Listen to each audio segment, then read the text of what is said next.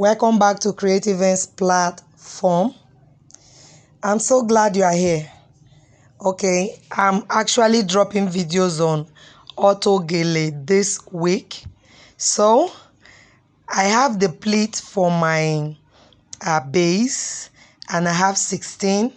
Now, sorry that I'm not good at bringing everything to the beginning to start showing you I will do this, I will do that. So I'm sorry for that. I'm actually working on myself to start doing that. So forgive me. Okay, so I will explain something that will make you understand what I'm doing. So this pleat you see here, I have to join two pieces of asoke. We know asoke normally. So when I join the two pieces, I cut 18 inches each for each of the two. So by the time I join two, and I add 4 pieces, that is for each of this pleat in my hand now.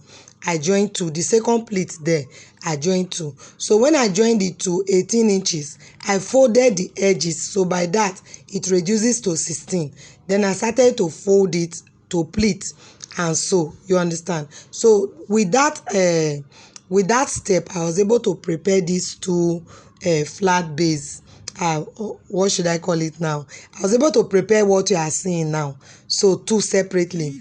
Now the reason I prepared it separately was because I wanted to cross my base. You know, either they call it V front or whatever. So I wanted to cross my base. So for that reason, I had to prepare 2 separate band that I will not be able to cross. So in order for me to cross it, I have it like this now. And remember that each length is 16. So when I finish crossing it now, I must ensure that at the midpoint there, when I fold the middle together, each side should just be like 10-10, so that I will not have excess. Because if you don't cross properly, you might be having it might become too long, such that by the time you put your belt on it, your hook and loop on it, it will not now be fitted on the head. So I want you to be conscious of the fact that you need to make sure that after crossing it, it is either you are having 18 when you fold at the middle, or you are having 10. So make sure that it does not exceed 18 or 10. Sorry, you know, to get 18 it means 9 now, and then 10 means you are having 20. You understand? So that by the time you are adding your belt, it will not be too free on the head. Because if this part is already too long and you are adding the belt, it's just useless, especially if you are going to use the hook and loop belt. You can see this one, I have 9.5. It's perfect. But if you are not going to use the hook and loop belt, then if you are going to use a belt that you are tying, well, there will be no issue at all. So this other part is meant to cover the back. You understand? So I only pin the 2 together just to cross. Then to cover the back now, I have 3 asoke together. The reason I have 3 asoke in this particular one is because I want to fold from the back again to form a pleat, a straight pleat at the back. But assuming I just intend to cover ordinarily, just to cover, there will be no need joining 3. I would have just joined 2 asoke together. That length is perfect. So if you look at what I have here now, I have about 18 as my length. It's okay, you can get 20, 22, it's not bad. So this 18 that I have now, again, don't forget to hem your edges. It's very important. That's why I'm just showing you that part. So I'll just fold it into 2. Locate the middle, so that by the time I'm sewing it, one side will not be like having so much asoke, while the other side will just stop halfway.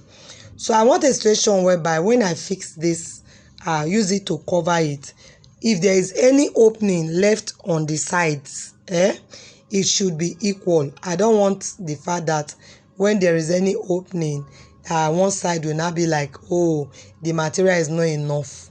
You understand? So if, for instance, you can see the distance that is left on this side, same distance should also be left on the other side.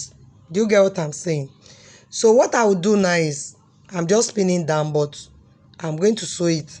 When I sew it, I will now pleat it. I'll pleat it. I just want to create another pleat. And again, there's something I need to draw your attention to. Some persons might just be wondering what happened to this excess part behind. For me, I do not touch it. I don't cut it at all. If you are working with, let me say, satin material or any other regular material that we use for turban, for instance, you can cut it off and nothing will happen to it. You can cut it off and nothing will happen to it. But asoke material is a very sensitive material in the sense that when you cut asoke material, it's thread now, and is a weaving is made out of weaving. You understand? So the thread has a way of losing very fast. I hate asoke for that, but what do we do? So we need to devise a way to work comfortably with it. You understand? So for me, I do not cut it. And that's one of the reasons why when I'm creating this belt that I'm going to cross, I don't like to exceed 16. If, for instance, I have 18 or 20 after crossing now, what I will have behind will just be too long. You get me? It will just be too long. It will not be convenient at all. Are we together? So as much as possible, I try to minimize the length I will have behind.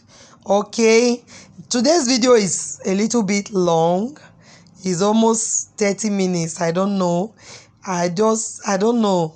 Pardon me, please. I'm thinking if I just cut some parts out, it might not really be helpful to beginners. So that's why I'm not fast forwarding.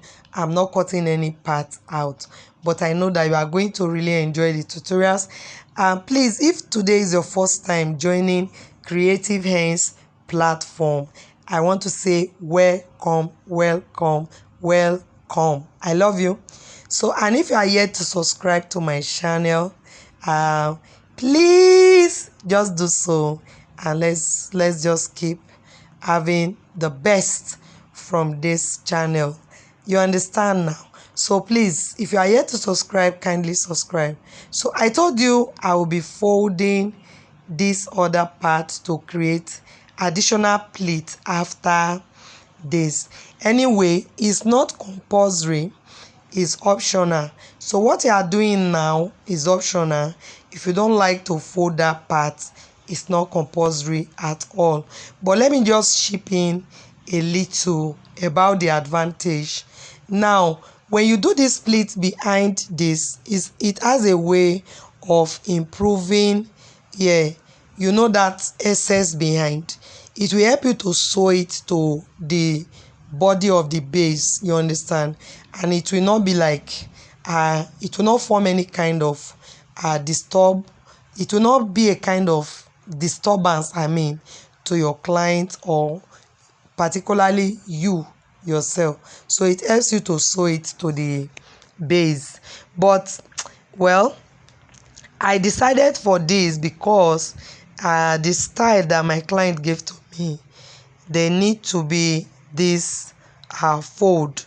So that was why I had to use the extra one to make it. So this is how it will look at finishing. This is how it will look. We can see the edges is scattered so wide. Some persons might be wondering what happens to it. The moment we fix our belt, what you see me holding now, to it is just going to help us to beautify that aspect, and every rough part of that one will be hidden. Is that okay? So once we just beautify now, it will help us to, once I attach the belt, to help me to beautify. So in this case, I'm making the belt a little bit wide. You understand? I'm trying to use the same measurement I have there. All right. Again, doing that is also optional. It's not compulsory at all. It's not compulsory. So you can have a very tiny belt. It will still work for you. You get me? So just because I have enough material to play around with, I decided to use the same measurement. So usually when I'm making belts, I just cut 6 inches you know already the width of asoke each of the pieces is 6 inches. So but when I now cut extra 6 inches, it will help me to add to my length. Remember I said in our base this way we just have 20, and to cover the head you might be needing up to 24. So when you need up to 24, you will still need an extra inch to attach it to the base. Do you understand? So right now I'm going to fix the hook and loop to it. It's wrong for you to fix your hook and loop head to head, so you need to cut out of it. At least 1 inch should be open, should give a distance of 1 inch. That will now enable you, it will enable you to fix the hook and loop and to fix it properly. Is that okay? So after fixing this hook and loop, I'll simply bring it to the base and attach it to it. So let's just keep washing.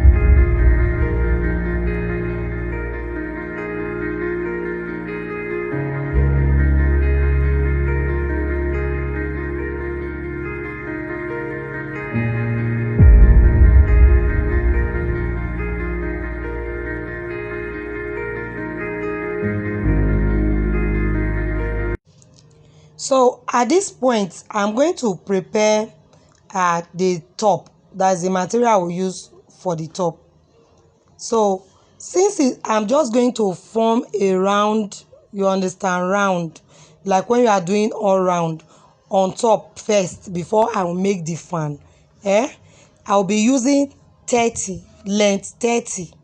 Is that okay? 2, 3, 4, 5, 6, 7, 8, 9. So I have 9 pieces of that length.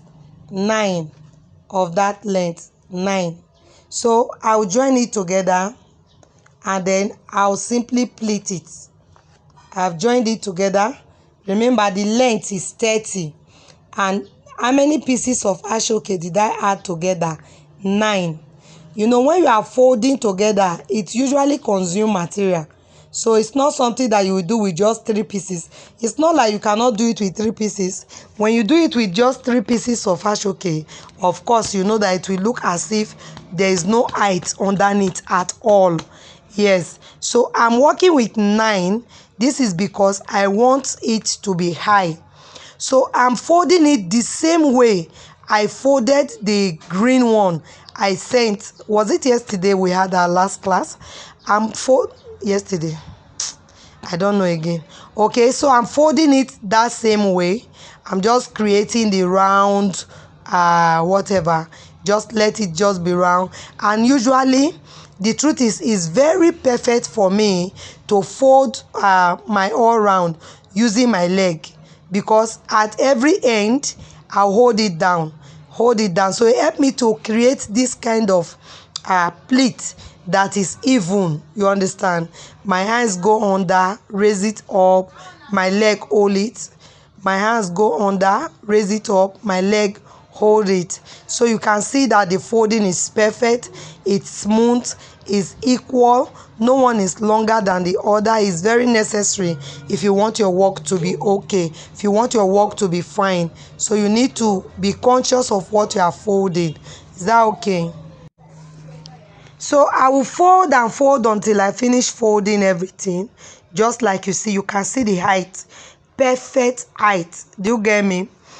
All right, I'm using a full roll of asoke. You know, sometimes when you go to the market, you can buy half or you buy the full one. So I'm working with a full roll of asoke. That's the only reason I could get 9 pieces. Do you get me? 30 by length and I got 9. So I'll just place it on the base, just the way you see it now. I'll place it on the base, and then I've shown you how to fix before. I've shown you how to fix the gele to the base, but I'm just going to repeat it because we are training here, so nothing is too much. I always say fix it like a C for cup, C for cat. Is that okay? C for clock, C for charity, C. So that's what I'm rolling out. You can see what I'm doing with my cuff there.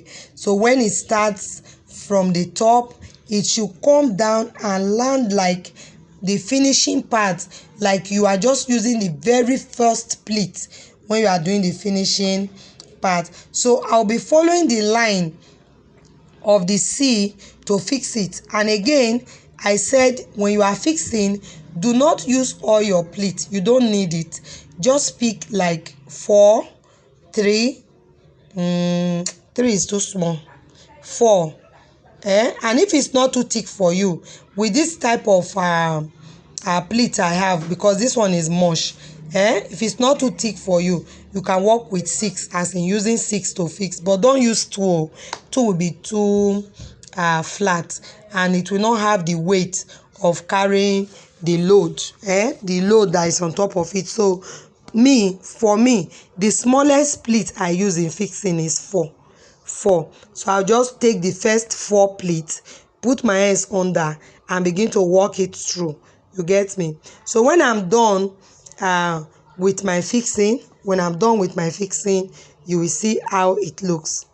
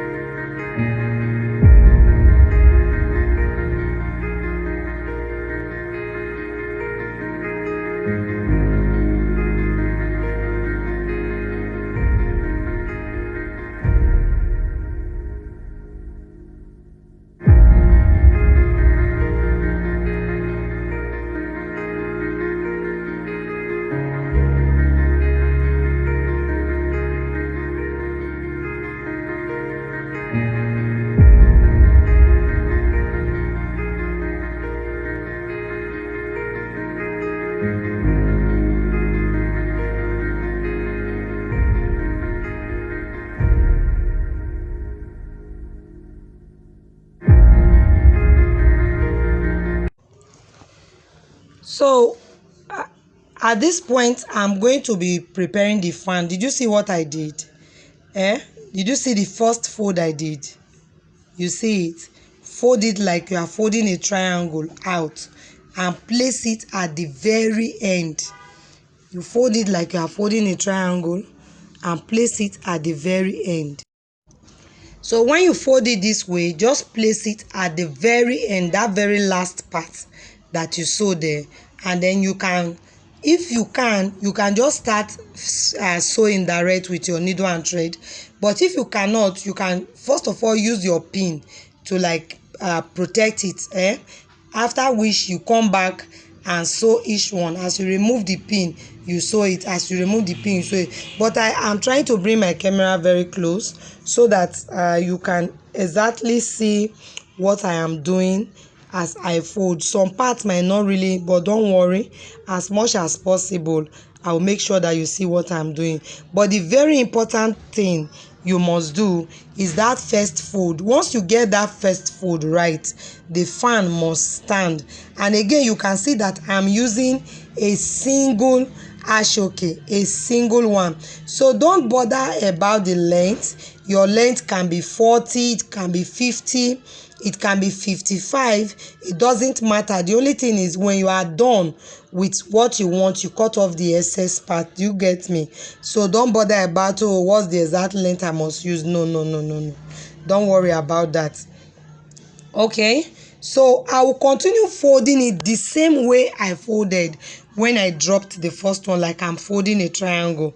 But this time now, remember, I folded the larger portion when I fold the first one. That first part I folded is what will help this is what will help it to stand as fan. That slant that I created with the first fold is what will help it to stand as fan. And then again, from the top, I will pick maybe the first 2 or 3 pleats to fix it. I cannot fix it from top down, pata. Do you get me? So I just pick like the first 3 fold to fix each one. So please watch as I fold now, because you understand it better here, that the camera is clearer. You understand it better. Okay, so when I fold, I tack it twice in 2 places. I tack it from the first place, the first point where the pleats land, and then I'll go to the last part where it, because it's not because it's just one single asoke now. You see that last part that is opening there now. If you don't tack it, the mouth will not relax and it will be easily traceable. But with what I am doing now, nobody can tell where the mouth is or whatsoever. So you can see the thing rests completely. So you tack it twice, from the beginning where you first landed, and then you tack the ending, which has the probability of opening. So wash my hand as I fold. You get me? So rest it down. You can see the part that is looking like it's going to open there. So when I tag this first part where I land it down, I will move to that same part that looks like it's going to open now. I will tack it again so that there will be no room for any opening. So I tack twice when I'm doing this type of work. I have different method of making my fan. Is that okay? There are some occasions that warrant me using this particular pattern. There are other occasions that do not warrant it, so I don't use it. But this pattern most times comes out very well, especially when you use it right. It's not right for every occasion. Is that okay? So you can see it now. I'm just using about the first 3 or 4 pleats underneath. I'm just trying to see that every part is balanced, and for the part that I am sewing under, it's not going to pose any kind of challenge. Is that okay? So I'm just going to continue this process I have showed you now until I get to the very end of this work. This fan is not meant to flow completely, so I'll be stopping it halfway. Is that okay? So just keep watching.